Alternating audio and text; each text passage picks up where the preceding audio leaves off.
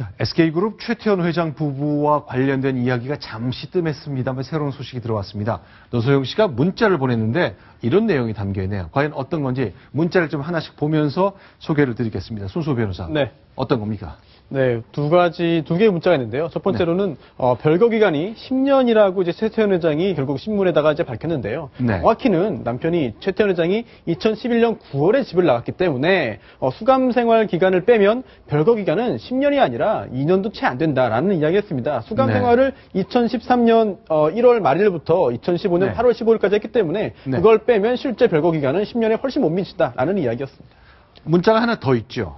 네, 지인에게 보낸 문자 또 이어서 더 있습니다. 성 어거스틴, 성 프란시스코. 다 이제 기독교로 마음을 돌리기 전에는 사실 그 상태가 엉망이었다. 누군가가 그들을 위해 눈물로 기도하는 사람이 있었던 거죠. 바로 그 한 사람이 노관장 자신이다.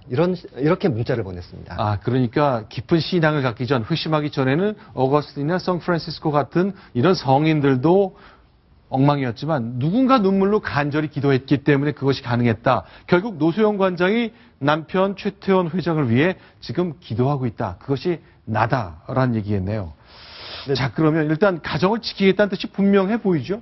네, 노소영 관장의 심정을 정확하게 이해를 하기 위해서는 성 어거스틴, 성 프란시스코 얘기를 네. 하지 않을 수밖에 없는데 일단 네. 눈물로 기도한다는 내용이 네. 성 어거스틴 같은 경우 저 로마 시대의 성직자입니다. 네.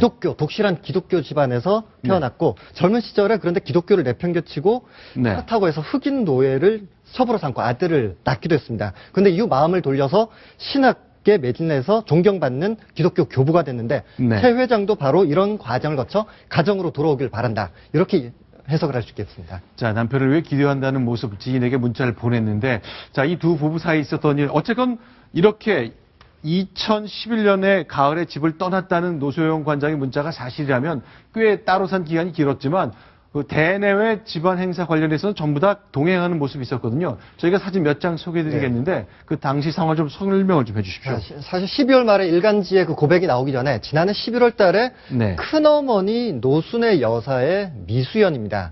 이때 모처럼 SK 가족들, 사촌들이 다 모였고 직계 가족뿐만 아니라 임원들 400여 명 정도 모여 있는데 여기 최태원 회장 그리고 노소영 관장 나란히 앉아서 뭔가를 지켜보는 모습이 보입니다. 자, 그럼 일단 좀 큰 뉴스가 나오지 않는 가운데 소강 상태가 이어졌습니다만 손소 변호사. 네. 이제 금감원이 직접 최태원 전 회장의 금융거래 관련해서 조사를 시작했다는 보도가 나왔죠. 네, 그렇습니다. 그 애초에 논란이 좀 됐었는데요. 이제 네. 최태원 회장이 관계를 밝힌 그 해당 여성과 SK그룹 사이에서의 어떤 금전 거래, 부동산 거래가 있었기 때문입니다. 네. 애초에 그 서울 반포동에 있던 70평 이상의 대형 아파트가 있었는데요. 네. SK건설이 소유하고 있다가 이제 그 해당 여성이 이제 그 15억 5천만 원에 매수했습니다. 네. 근데 그 후에 몇 년 후에 그 당시에 외국환 거래 신고를 하지 않았고요. 네. 또 SK가 특별히 싱가포르에 설립한 그 법인 버가야 인터내셔널이 같은 아파트를 무려 24억 원에 매수했습니다. 그래서 네. 몇 년 사이에 그 해당 여성은 굉장히 큰 시세 차익을 얻었고요. 그 과정에서 외국인 또 외국 법인이 이제 그 우리나라 부동산을 구입했을 경우에 신고를 해야 되는데요. 그런 네. 신고 절차를 하지 않았습니다. 이 부분이 네. 문제가 되고 있습니다. 아, 그러니까 이게 만약에 이 여성이 한국 국적자였다면 뭐 전혀 문제가 되지 않은 건데 외국인이기 때문에 한국에 신고하지 않았다. 어떻게 보면 굉장히 행정적인 착오 같은데 금융감독원이 이런 것까지 조사를 그렇게 하나 보죠. 그렇습니다. 일단 그 금액 자체가 굉장히 컸고요. 또한 또 외국환 거래법상의 제외 동포나 또는 해외 법인이 우리나라에 있는 부동산을 이제 그 매수했을 경우에는 서류와 금액을 한국은행에 신고해야 된다는 규정이 있습니다. 왜냐하면 우리나라의 자산이 결국 해외로 유출될 수 있기 때문에 결국 신고 절차를 통해서 이제 규제를 하겠다는 것인데요. 여기에 더해서 혹시라도 15억 5천만 원짜리를 24억 원에 샀다면은 굉장히 큰 시세 차익이 있었는데 시세가 현재 시세가 18억 원쯤이라고 합니다. 그렇다면 SK가 해당 여성에게 돈을 주기 위해서 굉장히 높은 금액에 사준 거 아니냐. 그렇다면 배임 소지도 있기 때문에 금감원의 이건 수사에 더해서 혹시 문제가 돼서 검찰이 수사에 나서 가능성도 배제할 수는 없을 것 같습니다.